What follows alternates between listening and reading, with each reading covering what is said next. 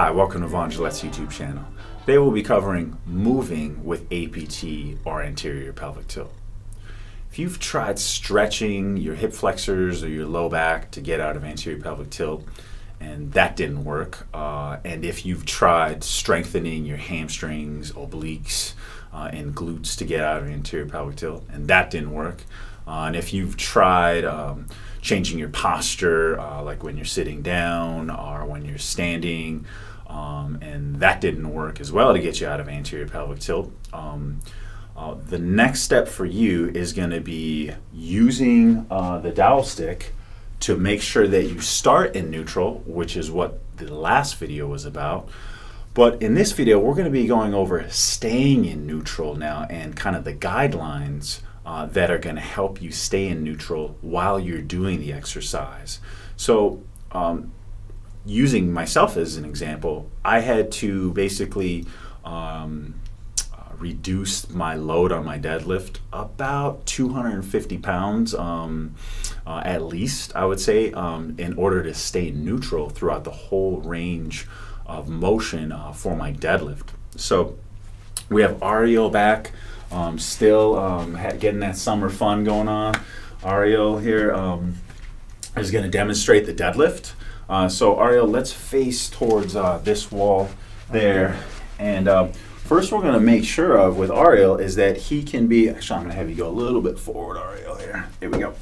We're going to make sure that we can start out neutral. Again, there's no basis for doing an exercise if you can't even start neutral here, right? However, there are some workarounds to that if you can't start neutral in that exercise, okay? So we're going to try to get neutral here. Ariel, definitely neutral here. So as I kind of rake up and down, Ariel can easily touch his low back to here. And are you kind of having to work at that a little bit, or is it kind of, okay, yeah, work a little bit. Yeah. But I can see it doesn't take much effort for Ariel. So this is actually a great exercise for Ariel. So Ariel, what I want you to do is just go into the deadlift here now. And what I'm going to do is I'm going to rake this. Sorry, apologize for that one here. Yep. We're going to go into like a deadlift position, and we're going to like basically do a deadlift, Ariel. But I want you to try to do, Ariel, keep that head in contact here, okay? So we're going to bend those knees here now, and then hip hinge. Okay, good. And then come on up.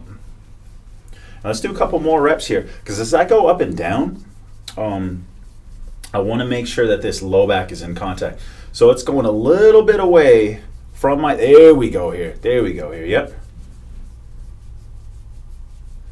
Okay, so what I want you to do at first, Ariel, is let's even make sure that when you do your hip hinge here, that we start to bend here, even probably more than the knees here, okay? So just bend here through the hips, more than the knees here, okay?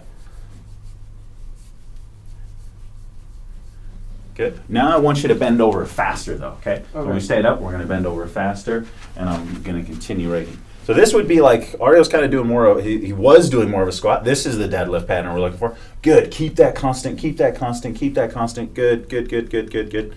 I realize this looks strange here. I'm stroking this stick here behind him.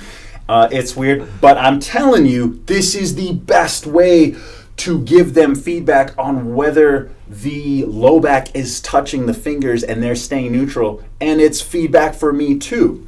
So Ariel, let's just pretend that you couldn't stay neutral, or you couldn't even start neutral at the top of the deadlift here, right? So what we're going to do is we're going to start Ariel with a little bit of a hips flexed position, so that when we go down, he can stay neutral. He's coming back to that original position, but he's not going to fully extend because he would not be able to stay neutral in that top position. Then what we would do is we would just work in that pattern. I would probably have Ariel work on that even on a daily basis, since this is body weight, and he would then eventually be able to get fully upright and be neutral at the same time. So let's show them that, Ariel. I want you to start out with a little bit of like forward. Yep, there we go. So let's say, we had to start here, good, and we're just going to do that same pattern, and we're going to just go down here, good, and let's come on up to the same position. Perfect.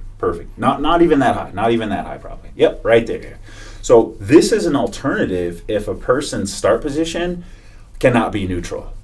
you need to make sure that their start position is neutral no matter what we're doing. Otherwise, we're already reinforcing anterior pelvic tilt. So in this case, Ariel is working the obliques, the glutes, and his hamstrings that are going to help him get out of, and Ariel has a little bit of anterior pelvic tilt going on, but the fact that he can do this means that this is a great exercise for him. And I also want to demonstrate how you can do this on yourself. Sorry, just give me a little space here. Is we can have the stick up here. You don't even need to do that. And we would have my thumb behind here, and I can easily feel that thumb and maintain that while I'm doing this exercise. There'll be a lot of exercises you can put your arm behind you. Obviously, it'd be hard for me to hold a bar on that way. But if you have someone else or a video camera, you can see and check whether you're maintaining neutral pelvic position. So again, the takeaway is always start out neutral. Make sure that your whole movement is neutral, and you can reduce that range of motion to make sure that your starting point is neutral.